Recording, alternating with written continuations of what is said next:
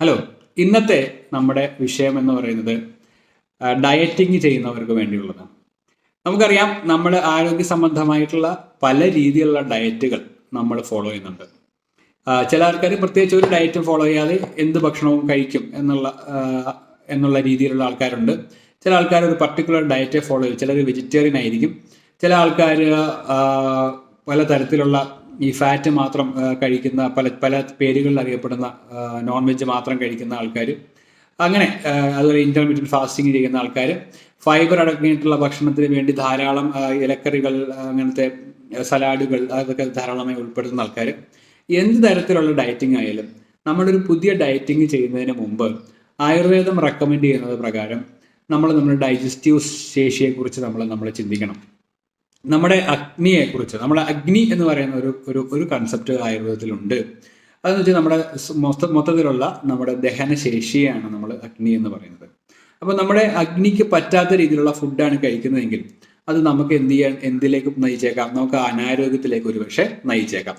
എനിക്കറിയാം, നമ്മുടെ അടുത്ത് വരുന്ന നല്ലൊരു ആൾക്കാരും റീസെന്റ് ഭയങ്കര ഡയറ്റിംഗ് ഒക്കെ ചെയ്ത് ഒരു കുഴപ്പമില്ലാതെ പൊയ്ക്കൊണ്ടിരിക്കുന്ന ആൾക്കാരായിരിക്കും. ചിലപ്പോൾ തടി കുറയാൻ വേണ്ടിയിട്ട് ഡയറ്റിങ് ആരംഭിക്കുകയും മിക്കവാറും ചിലപ്പോൾ ഡയറ്റീഷ്യന്റെ നിർദ്ദേശപ്രകാരം എന്നൊക്കെ തന്നെയായിരിക്കും അവർ കഴിക്കുന്നുണ്ടാവുക. അല്ലെങ്കിൽ ചിലപ്പോൾ യൂട്യൂബ് കണ്ടിട്ടായിരിക്കും.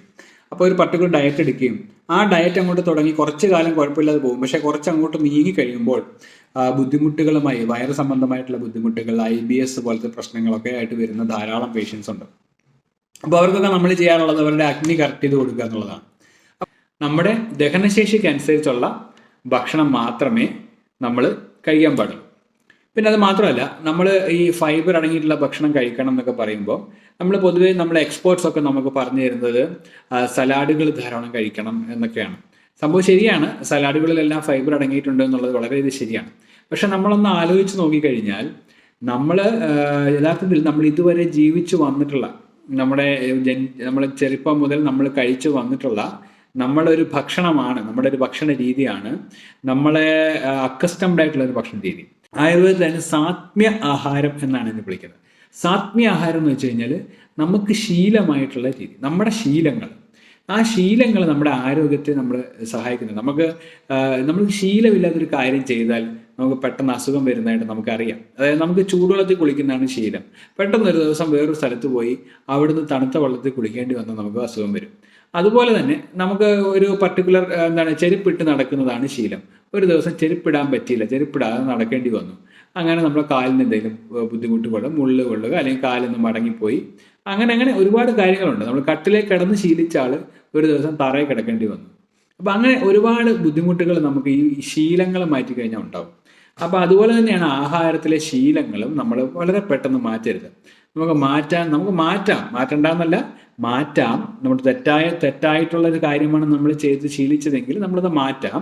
പക്ഷെ മാറ്റുമ്പോൾ നമ്മൾ ഗ്രാജ്വലി വേണം മാറ്റാൻ.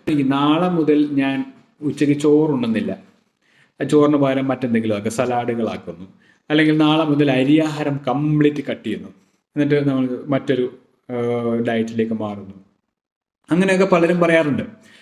അങ്ങനെ മാറിയിട്ടുള്ള ചിലർക്കെങ്കിലും അവർക്ക് ദഹന സംബന്ധമായിട്ടുള്ള പ്രശ്നങ്ങൾ ഇത് കുറച്ച് കാലം കഴിയുമ്പോഴത്തേക്ക് തുടങ്ങുന്നതായിട്ട് നമ്മൾ ശ്രദ്ധിച്ചിട്ടുണ്ട്. പല പേഷ്യൻസും അങ്ങനെ പറയാറുണ്ട്. അപ്പോൾ നമ്മൾ ശ്രദ്ധിക്കേണ്ടത് എന്താണെന്ന് വെച്ച് കഴിഞ്ഞാൽ നമ്മൾക്ക് ഒരു ഗ്രാജുവൽ ആയിട്ടുള്ള മാറ്റമേ നമ്മൾ ചെയ്യാൻ പാടുള്ളൂ. നമ്മൾക്ക് ഒരു ചോറിൻ്റെ എമൗണ്ട് കുറച്ച് കൊണ്ടുവന്നിട്ട് നമുക്ക് വേണമെങ്കിൽ കുറച്ച് ഫൈബറൊക്കെ ആഡ് ചെയ്യാം. ആ രീതിയിൽ ഗ്രാജുവൽ ആയിട്ടുള്ള മാറ്റമായി നമ്മൾ ചെയ്യാൻ പാടുള്ളൂ എന്നുള്ളതാണ് രണ്ടാമത്തെ കാര്യം. മൂന്നാമത്തെ കാര്യം എന്ന് പറയുന്നത്, നമ്മൾ ഈ ഫൈബർ അടങ്ങിയിട്ടുള്ള ഭക്ഷണമൊക്കെ കഴിക്കുന്ന സമയത്ത് നമ്മുടെ നാട്ടിലൊക്കെ തന്നെ നമ്മൾ ജനിച്ച് വളർന്ന സ്ഥലത്തുള്ള നമ്മൾ ശീലിച്ച കുറേ കാര്യങ്ങളിൽ തന്നെ ഫൈബർ അടങ്ങിയിട്ടുണ്ട്. അത്തരം കാര്യങ്ങൾ ഉൾപ്പെടുത്തുന്നതായിരിക്കും പുതിയതായിട്ടൊരു കാര്യം കൊണ്ടുവരുന്നതിനേക്കാൾ നല്ലത്. ഫോർ എക്സാമ്പിൾ, ഫൈബറിൻ്റെ കാര്യം പറഞ്ഞുകൊണ്ട് ഒരു ഉദാഹരണമായിട്ട് പറയുകയാണ്. നമ്മളിപ്പോൾ ഒരിടത്ത് സലാഡുകൾ കഴിക്കുന്നത്, ഇപ്പോൾ നമ്മൾ കുക്കുംബറൊക്കെ അരിഞ്ഞിട്ട് നമ്മളൊന്നും ഇല്ലാത്തൊരു കാര്യങ്ങൾ കഴിക്കുന്നു, അല്ലെങ്കിൽ ഇപ്പോൾ പല ആൾക്കാരും ചെയ്യുന്ന പോലെ സ്മൂത്തി കഴിക്കുക.